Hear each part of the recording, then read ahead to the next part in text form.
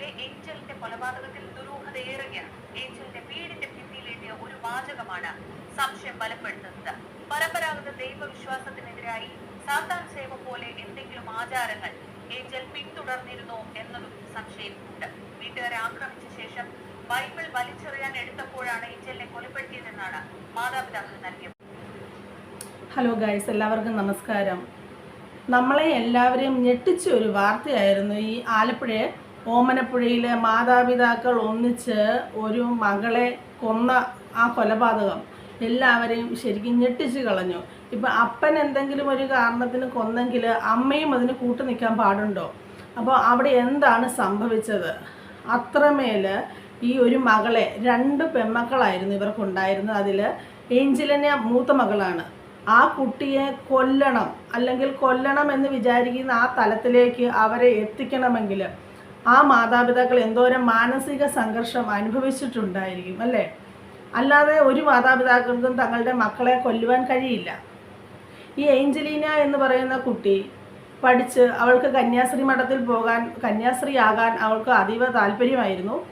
അന്നേരം വീട്ടുകാർ ആ താല്പര്യത്തിന് വഴങ്ങി ആ കുട്ടിയെ കൊണ്ട് കന്യാസ്ത്രീ ആകാൻ വേണ്ടി മഠത്തിൽ കൊണ്ട് ചേർത്തു. അത് വീട്ടുകാർ നിർബന്ധിച്ചു ഉന്തിയും തള്ളിയൊന്നും കന്യാസ്ത്രീ ആകാൻ വിട്ടതല്ല.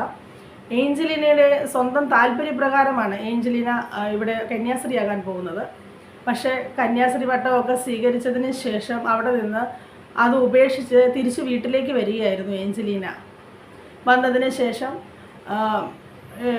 പിന്നെ പഠിച്ച് ലാബറട്ടറി ടെക്നീഷ്യനായിട്ട് എവിടെയോ ജോലിക്ക് കയറി. അതിനുശേഷം വീട്ടുകാർ ഈ കുട്ടിയെ വേറെ ഒരാൾക്ക് കല്യാണം ചെയ്ത് കൊടുക്കുകയായിരുന്നു. അപ്പോൾ ആ വീട്ടുകാർ ഇത്രയും, അപ്പോൾ മഠത്തിൽ പോയി തിരിച്ചു വന്നിട്ട് ഈ കുട്ടിയെ ഒന്നും പറഞ്ഞില്ല. എന്നിട്ട് ഈ കുട്ടിയെ വേറെ വിവാഹം കഴിച്ചു വിടുന്നു. അന്നേരം മാതാപിതാക്കൾ ശരിക്കും പറഞ്ഞു കഴിഞ്ഞാൽ ആ നാട്ടിലുള്ളവർ തന്നെ പറയുന്നുണ്ട്, ഇത്രയും നല്ല മാതാപിതാക്കൾ, മാതൃകാ ദമ്പതികളായിട്ടുള്ള ഇവരെ ഇങ്ങനെ ഒരു ക്രൂരകൃത്യം ചെയ്യുമെന്നത് നാട്ടുകാർക്കാർക്കും വിശ്വസിക്കാനേ പറ്റുകയില്ല. അതും ഈ ഏഞ്ചലിനെ കൊന്നതിന് ശേഷം രാത്രി മുഴുവന് ആ മകളുടെ ബോഡിക്ക് കാവലിരുന്ന് രാവിലെ അയൽവക്കത്തുകാരോടെല്ലാം പറഞ്ഞത് ഹാർട്ട് അറ്റാക്ക് വന്ന് മകൾ മരിച്ചുവെന്നാണ്. എന്നുവെച്ചാൽ കൊലപാതകമാണെന്ന് ഇവർ കൊന്നെന്ന് വെളിയിൽ അറിഞ്ഞു കഴിഞ്ഞാൽ ഇവർക്കറിയാം ശിക്ഷ ലഭിക്കുമെന്ന്. പക്ഷേ ആ കൊലപാതകത്തിന് ഈ അമ്മയുടെ സഹോദരൻ, ഏഞ്ചലിൻ്റെ അമ്മയുടെ സഹോദരനും ആ വീട്ടിലുള്ളവരും എല്ലാവരും കൂട്ടുനിന്ന്. അപ്പം അങ്ങനെ ഒരു സമൂഹം ഒന്നിച്ച് ഇതിന് കൂട്ടു നിൽക്കണമെങ്കിൽ ആ കുട്ടിയെ കൊണ്ട് ആ വീട്ടുകാർ എന്തോരം അനുഭവിച്ചിട്ടുണ്ടാവും, അവരെന്തോരം സഹിച്ചിട്ടുണ്ടാവും.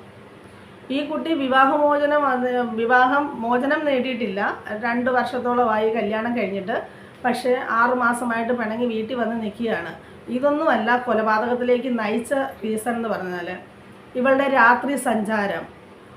ജോലി കഴിഞ്ഞ് വീട്ടിൽ വന്നിട്ട് വീട്ടിലുള്ളവരാരും പറയുന്നത് കേൾക്കാതെ ഒരു വണ്ടിയും എടുത്തുകൊണ്ട് രാത്രിയിൽ പോവുകയാണ്. ഇവൾ എന്ത് ചെയ്യാനാണ് പോകുന്നത്, എവിടേക്കാണ് പോകുന്നത്? വീട്ടുകാർ ചോദിച്ചു കഴിഞ്ഞാൽ അവൾ കറക്റ്റായിട്ടുള്ള ആൻസറൊന്നും ആ കുട്ടി പറയില്ല. അതുപോലെ തന്നെ നാട്ടുകാരും ഈ കുട്ടിയെ വാച്ച് ചെയ്യാൻ തുടങ്ങി. അപ്പോൾ അപ്പൻ വെളിയിൽ ഇറങ്ങുമ്പോഴത്തേക്കിനും ഈ മകൾ എവിടെയാണെന്ന് അവരന്വേഷിക്കും. അതുപോലെ തന്നെ നല്ല ദൈവവിശ്വാസത്തിൽ വളരുന്ന ഒരു കുടുംബമായിരുന്നു ഈ ഏഞ്ചലീനയുടെ. കന്യാസ്ത്രീ ആകാൻ പോയ ഒരു കുട്ടി ഇങ്ങനെയൊക്കെ ചെയ്യണമെങ്കിൽ അവൾ കന്യാസ്ത്രീ പട്ടം ഉപേക്ഷിച്ച് തിരിച്ചു വന്നെങ്കിൽ പോലും അത്രയും കാലം പഠിച്ചതിൻ്റെ ഒരു ചെറിയ ചൈതന്യമെങ്കിലും അതിൻ്റെ ഉള്ളിലുണ്ടാവണം. ഇതൊന്നുമില്ലാതെ ഈ കുട്ടി ഇങ്ങനെ കാണിക്കുമ്പോൾ ഇവളെ ഏത് ട്രാപ്പിലാണ് പോയി പെട്ടത് എന്ന് അന്വേഷിക്കണം. മാതാപിതാക്കളെ സംബന്ധിച്ചിടത്തോളം ഇവൾ രാത്രിയിൽ പോകുന്നു, തിരിച്ചു കയറി വരുന്നു, എവിടേക്കാണ് പോകണമെന്ന് അറിയുന്നില്ല. അവർ അത് ശരിക്കും പറഞ്ഞു കഴിഞ്ഞാൽ ഒത്തിരി വേദനിപ്പിക്കും. അപ്പം ഒന്ന് പറഞ്ഞു കൊടുത്താൽ ഈ കുട്ടി കേൾക്കുകയുമില്ല. ആ മാതാപിതാക്കൾ ശരിക്കും പറഞ്ഞാൽ പല രീതിയിൽ ചിന്തിക്കും. വല്ലോ അവിഹിതമുണ്ടോ, വേറെ വല്ലോ കാമുകന്മാരും ഉണ്ടോ, വല്ല അബദ്ധസഞ്ചാരം നടത്തുന്നതാണോ ഇവള്, അങ്ങനെ ഒത്തിരി കാര്യങ്ങൾ ഇന്നത്തെ കാലമാണ്. ഇന്ന് വരുന്ന ന്യൂസുകളൊക്കെ അങ്ങനെയുള്ളത്. അപ്പോൾ വീട്ടിലിരിക്കുന്ന മാതാപിതാക്കൾ പറഞ്ഞു കേൾക്കാതെ ഇവൾ ഈ രാത്രിയിൽ ഭർത്താവിനെ ഉപേക്ഷിച്ച് വീട്ടിൽ വന്ന് നിൽക്കുന്ന ഏഞ്ചലിന ഈ രാത്രിയിൽ എന്തിനാണ് പുറത്തു പോകുന്നത് എന്നൊക്കെ അവർക്ക് വലിയൊരു വിഷമം ഉണ്ടാക്കുന്ന കാര്യം. ഇപ്പോൾ ഇതേ ചൊല്ലി എന്നും ഇവരുടെ വീട്ടിൽ വഴക്ക് നടക്കാറുണ്ട്. ഈ കുട്ടി ആര് പറഞ്ഞാലും കേൾക്കില്ല, തറതല പറയുക, വഴക്കുണ്ടാക്കുക, അപ്പനെ അടിക്കുക, ഇതൊക്കെയാണ് ഇതിൻ്റെ ശരിക്കുള്ള ക്യാരക്ടർ. അന്നേരം ഒരു ദിവസം ഈ മരണം നടക്കുന്നതിൻ്റെ തലേ ദിവസം മറ്റോ ബൈബിള് വലിച്ചെറിഞ്ഞു എന്നൊക്കെയാണ് അറിയാൻ കഴിഞ്ഞത്. ബൈബിള് വലിച്ചെറിയുക, അതുപോലെ തന്നെ ഈ വീട്ടുകാർ പള്ളിയിൽ പോകുമ്പോൾ അതിനെ ഇവള് വഴക്കിടുക വീട്ടിൽ കിടന്നുകൊണ്ട്. അപ്പോൾ ഈ ദൈവവിശ്വാസം ഇത്രയും ഉള്ളിൽ കൊണ്ട് നടക്കുന്ന ആൾക്കാർ ഇവളിനി വല്ല ചാത്താൻ സേവ ചെയ്യാനാണോ പോകുന്നത്, വേറെ വല്ല വഴിവിട്ട ബന്ധത്തിനാണോ പോകുന്നതെന്നൊന്നും അറിയില്ലല്ലോ. അപ്പോൾ ആ മാതാപിതാക്കളുടെ അഭിമാനം, ഇങ്ങനെ ഒരുത്തി ഈ ലോകത്ത് ജീവിച്ചിരുന്നിട്ട് കാര്യമില്ല, ഇവൾ ജീവിക്കുന്നതിലും ഭേദം മരിക്കുന്നതാണ് ഞങ്ങൾക്കും. ഇനിയും ഇതിൻ്റെ താഴെ ഇതിനൊരു സഹോദരിയുണ്ട്, വിവാഹം കഴിക്കാത്ത ഒരു അനിയത്തി കുട്ടിയും കൂടെ ഉണ്ട്. അപ്പോൾ വളർന്നു വരുന്ന ആ കുട്ടിയുടെ ഭാവി, ഇതെല്ലാം ഓർത്തിട്ടാവാം ഈ മാതാപിതാക്കൾ ഇങ്ങനെ ചെയ്തത്. ഇങ്ങനെയൊരു സാധനം ഭൂമിയിൽ ജീവിച്ചിരുന്നിട്ട് ആർക്കും പ്രയോജനമില്ല. ഇത്രയും കാലം വളർത്തി വലുതാക്കി 2 പെമ്മക്കൾ മാത്രമേ ഉള്ളൂ. അപ്പോൾ ആ മാതാപിതാക്കൾ ആ പെമ്മക്കളെ എത്രമാത്രമായിരിക്കും സ്നേഹിച്ച് വളർത്തിയത്. എന്നിട്ട് ആ കുടുംബം ഒന്നടങ്കം ഇവൾക്കെതിരെ നിന്നുകൊണ്ട് ഈ കുട്ടിയെ കൊല്ലണമെങ്കിൽ അതിന് ശരിക്കുമുള്ള റീസൺ കാണും. നമുക്ക് ഈ വാർത്ത ഒന്ന് കേട്ടിട്ട് വരാം. Moksha, freedom from birth and death, salvation, ജനന മരണങ്ങളിൽ നിന്നും പുനർജന്മത്തിൽ നിന്നുമുള്ള മോചനം, ആത്യന്തിക മുക്തി. പരമ്പരാഗത ദൈവവിശ്വാസികളായ മാതാപിതാക്കളുടെ മകളാണ് സ്വന്തം വീടിന്റെ ഭിത്തിയിൽ ഇങ്ങനെ കുറിച്ചത്. എന്തിനാവും ഏഞ്ചൽ ജാസ്മിൻ ഇങ്ങനെ എഴുതിയത്? ഏതുതരം വിശ്വാസവുമായി ബന്ധപ്പെട്ടതാണ് ഈ വാചകം? സംശയം തുടങ്ങുന്നത് ഇവിടെ നിന്നാണ്. സാത്താൻ സേവയോ സമാനമായതുമായ പൊതുധാരാവിരുദ്ധമായ രഹസ്യ വിശ്വാസാചാരങ്ങളുടെ ഭാഗമാണോ ഈ വാചകം എന്നതാണ് സംശയം. സ്വന്തം ഇഷ്ടപ്രകാരം കന്യാസ്ത്രീ പഠനം പൂർത്തിയാക്കിയ ശേഷം അത് ഉപേക്ഷിച്ചതും മതഗ്രന്ഥം വലിച്ചെറിഞ്ഞതും മാതാപിതാക്കൾ പള്ളിയിൽ പോകുന്നതിനെ എതിർത്തതുമെല്ലാം സംശയത്തിലേക്ക് നയിക്കുന്ന ഘടകങ്ങളാണ്. രാത്രിയാത്രയ്ക്കപ്പുറം കൊലപാതകത്തിന് പിന്നിൽ മറ്റു കാരണങ്ങൾ ഉണ്ടാവാമെന്ന നിഗമനമാണ് ഈ അന്വേഷണത്തിലേക്ക് എത്തി നിൽക്കുന്നത്. എന്നാൽ ഇതാണ് കാരണമെന്ന് ഉറപ്പിക്കാനുള്ള മറ്റു തെളിവുകൾ അന്വേഷണ സംഘത്തിന് കൂടുതലായി ലഭ്യമായിട്ടുമില്ല. ദിവസവും പള്ളിയിൽ പോയി ദൈവത്തെ വിളിച്ച് നല്ലൊരു ദൈവവിശ്വാസത്തിൽ വളർന്നു വരുന്ന ഒരു കുടുംബത്തിലുള്ള മാതാപിതാക്കൾക്കും ഇങ്ങനെയുള്ള കാര്യങ്ങളൊന്നും എക്സ്പെക്റ്റ് ചെയ്യാൻ പറ്റുന്നതല്ല.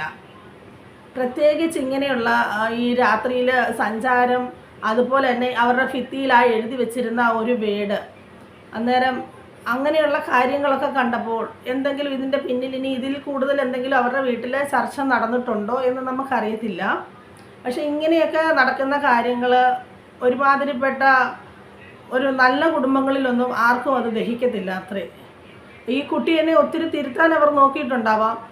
നേർവഴിക്ക് വരുന്നില്ല എന്ന് കണ്ടപ്പോൾ ഇത് ജീവിച്ചിരിക്കുന്നതിലും നല്ലത്, സമൂഹത്തിനും കുടുംബത്തിനുമെല്ലാം ഇങ്ങനെ ഒരു വ്യക്തി ജീവിച്ചിരിക്കുന്നതിലും നല്ലത് മരിക്കണത് തന്നെയാണെന്ന് മാതാപിതാക്കൾ കരുതിയിട്ടുണ്ടാവും. പക്ഷെ ഒരു കാര്യം ശ്രദ്ധിക്കണം, കൊലപാതകം, ഒരാളെ കൊല്ലാൻ നമുക്ക് ഒരു നിയമവും നമുക്ക് അത് അനുവദിച്ച് തരുന്നതല്ല. ആരെയും കൊല്ലുവാൻ നമുക്ക് ഒരു രീതിയിലുമുള്ള അനുവാദമില്ല.